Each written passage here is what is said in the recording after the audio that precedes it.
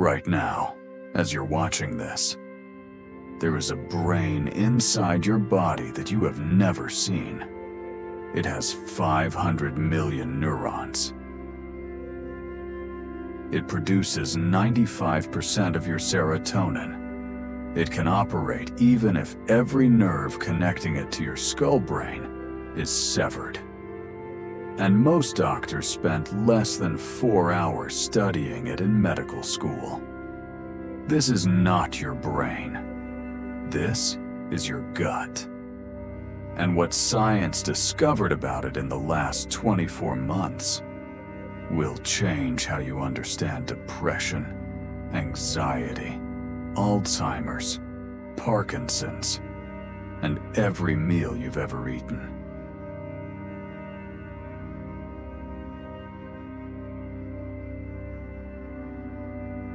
In 1998, a neuroscientist named Michael Gershon published a book that most of the medical world ignored. He called the gut the second brain. At the time, his colleagues thought he was being poetic. He wasn't. Inside the walls of your gastrointestinal tract lies a self-contained nervous system called the Enteric Nervous System, the ENS.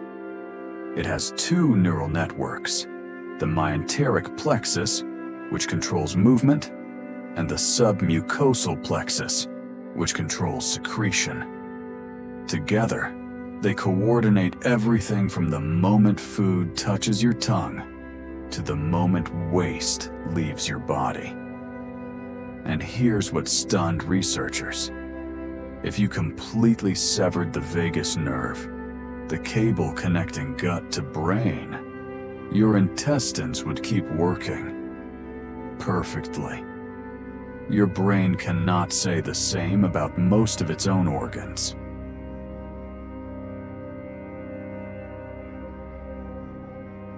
If I asked you where your body makes serotonin, the molecule that literally controls whether you feel happy or miserable, you'd probably point to your head.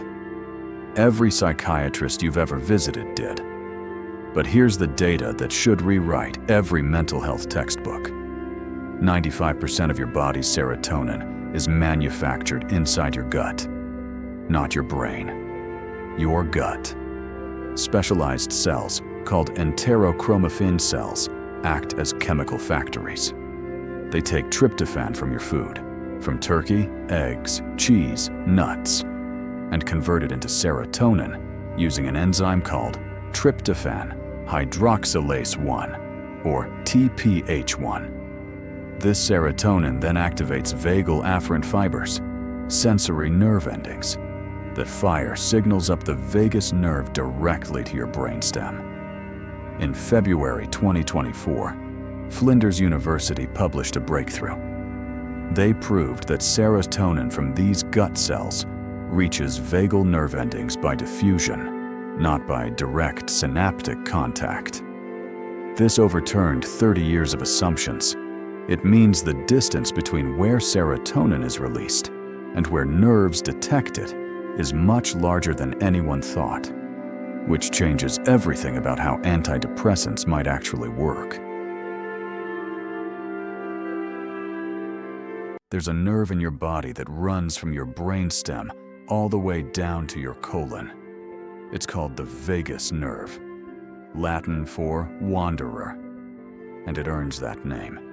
It touches your heart, your lungs, your liver, your stomach, and every inch of your intestines. More information travels from your gut, UP, to your brain through this nerve than from your brain down to your gut. Read that again. Your gut is talking to your brain more than your brain is talking to your gut. In 2023, a landmark study in molecular psychiatry proved something terrifying. When scientists transplanted gut bacteria from depressed mice into healthy mice, the healthy mice became depressed. Same bacteria, same behavior. But when they cut the vagus nerve first, nothing. No depression. The bacteria were screaming, but the phone line was dead.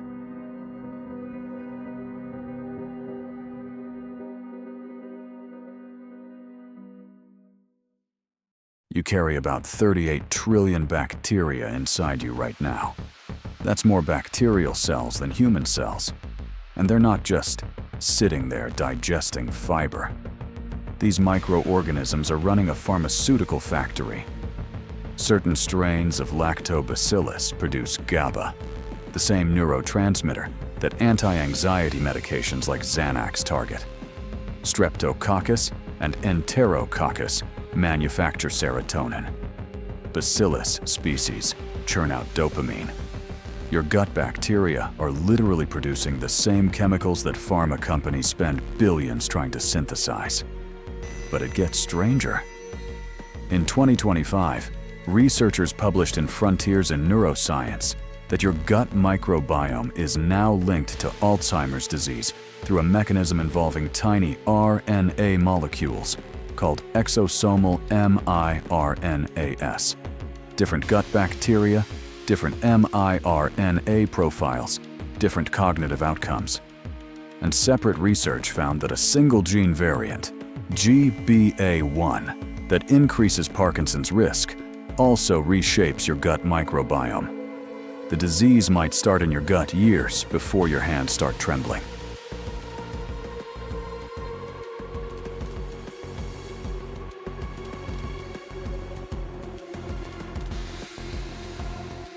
In October 2021, a team at Michigan State University made a discovery that even neuroscientists didn't see coming. Everyone assumed that neurons were the only important cells in the ENS glial cells. The other major cell type were considered support staff, filler, background noise. The MSU team proved they were wrong. Glial cells in your gut act as active signal processors. Think of them as logic gates in a computer. They don't just support neurons, they decide which signals get amplified and which get silenced. And the total number of neurons plus glial cells in your gut? Roughly equivalent to the number in a cat's entire brain. In 2025, Professor Brian Gulbranson received an NIH grant to study how dysfunction in these glial neuron conversations causes IBS, a condition affecting 10 to 15% of Americans that currently has no cure. The answer might not be in your head. It might be in your gut's IT department.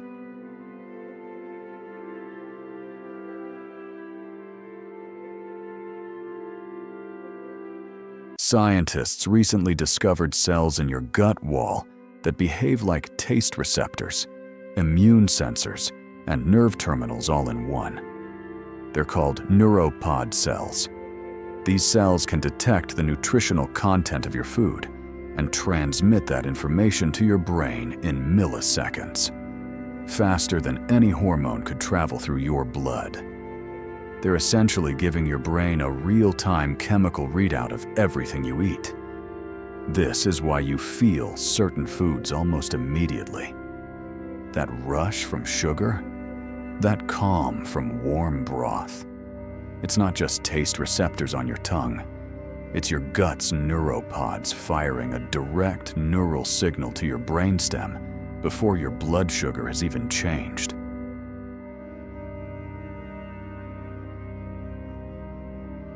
So what does all of this mean for your actual life?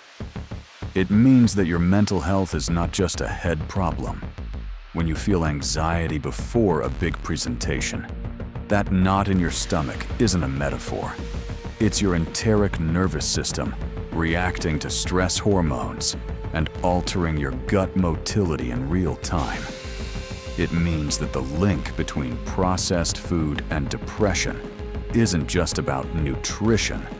It's about which bacteria you're feeding and which neurotransmitters they produce in return. It means that emerging therapies like psychobiotics, specific probiotic strains that target mental health, could eventually replace or supplement antidepressants for some patients. And it means the next frontier of Alzheimer's and Parkinson's research isn't just in brain scans, it's in stool samples. Your gut is not a simple tube that processes food. It is a thinking, sensing, decision-making organ. And we are only beginning to listen to what it's been telling us all along.